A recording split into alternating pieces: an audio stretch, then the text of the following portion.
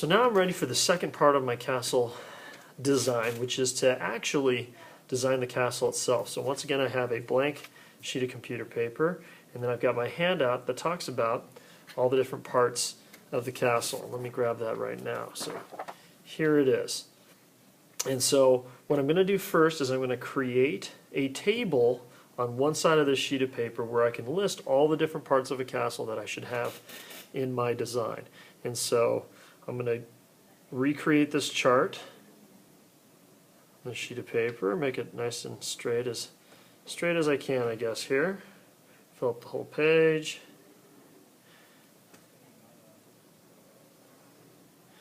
And then I'm going to need my titles across the top, and then I'm going to draw these in. I've got a column here for names, and these are the names of the different parts of the castle. And then I need a description and why I put that item where I did it in my castle. So this is reference number, this is name, description of what this item is, I need to know what that is, and why I designed it and put it where I did.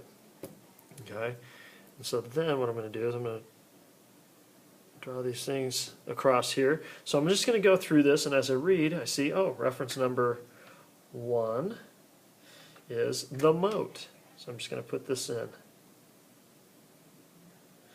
And then as I read through, it tells me what a moat is. I go to the next. It gives me a bunch of other information about the moats and what was the reason behind making those notes, or those moats. And then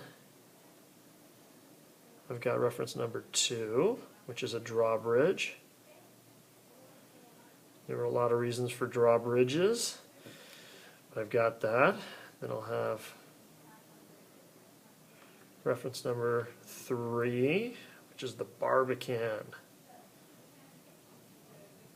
And what I'll do is I'll just go through this whole thing, and I will create a reference number and a name for each one of the items. And as I go through this, you should see that there are 16 different items that are going to go on my chart. Then what I'm going to do is I'm going to create a floor plan of my castle design. I'm going to do that on the back side of my chart. So I flip my paper over, and I can either go this way and go landscape, or I can go portrait with my castle design. That's up to you. But the first thing I got to do is I got to figure out where in the world I'm going to put my castle. Maybe sometimes I want it out on a peninsula or piece of land that sticks out in the water, because I naturally then have water on 3 sides, which helps me to defend my castle. Or maybe it's just out somewhere in the territory, maybe it's up against a mountain, or whatever it is. So for this case, I'm going to pretend like I've picked a place where the back side of my castle is actually up against some mountains. So I have to indicate that on my paper. So here's my mountains, I draw those in, here we go. Got my mountains. There's my mountain range. So now I'm indicating that my castle is going to be up against the back side of those mountains. And so then what I'm going to do is start to draw on the different parts. When I draw walls in, I want to draw in where my towers are going to be, and when I draw this, I want to draw it as if I'm looking straight down on top of it from above. It's what we call a floor plan. So let's say coming off the mountains in the back is I have my walls. This is my outer wall, and when I draw my walls, I want to draw them so they have some thickness to them. And let's say I want a tower here. I need towers every so often so that way my guards can be in those towers and I can have a nice place for them to be. So I've got my wall coming out here. You can make any shape castle you want. And you know, sometimes what I need is I'm going to have bridges that come off of my castles. Come out, and I can draw, here's a corner tower. So I can indicate kind of the front of my castle. I'm going to have an inner wall here in case my enemies come and they can get past my outer wall. They still have to then get through my inner wall. What I'm going to have happen here is I've got another corner tower, something like that. And these walls have thickness.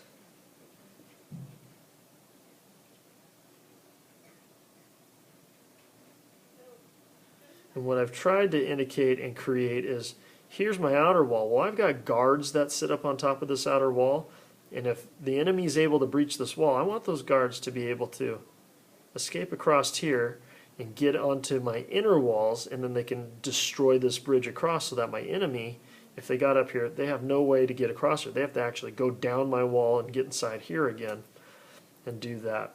So there's a lot of things that go into my castle design. Maybe outside, here's where I'm going to build a moat out here of water, so that way they can't just bring their weapons up or their horses and their men up here. So I've got some water in here. I'll indicate that by some little water waves. So we know it's water. Things like that. So as I draw my castle out and I decide where all this stuff goes, make sure that I'm indicating where my water is. Make sure I indicate my walls that have thickness. Okay. I can also put in my crenellations or my arrow loops and things, and those are those tall things that sit on top of walls that you can kind of hide behind if people are shooting arrows at you. I can draw those in like this and make it look like I've got those on there. So there's a lot of different ways. I'll probably have my main gatehouse here.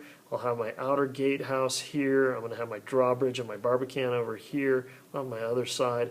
Inside the keep is the main building where all of my big things are, like my chapel and the knights' quarters and where my kings and queens stay and my armory and all the important things, and the food stores are all in here. This might be a big open courtyard in here. My gardens, I can grow some food in case they want to siege me and all that kind of stuff. So there's a lot that goes into it. You really got to think about all the different things, and that's why we have our 16 items that have to go in here. Then you can draw your castle out and figure out where you want to put things and where you want to have them, based on your strategy and how best to keep your enemy out.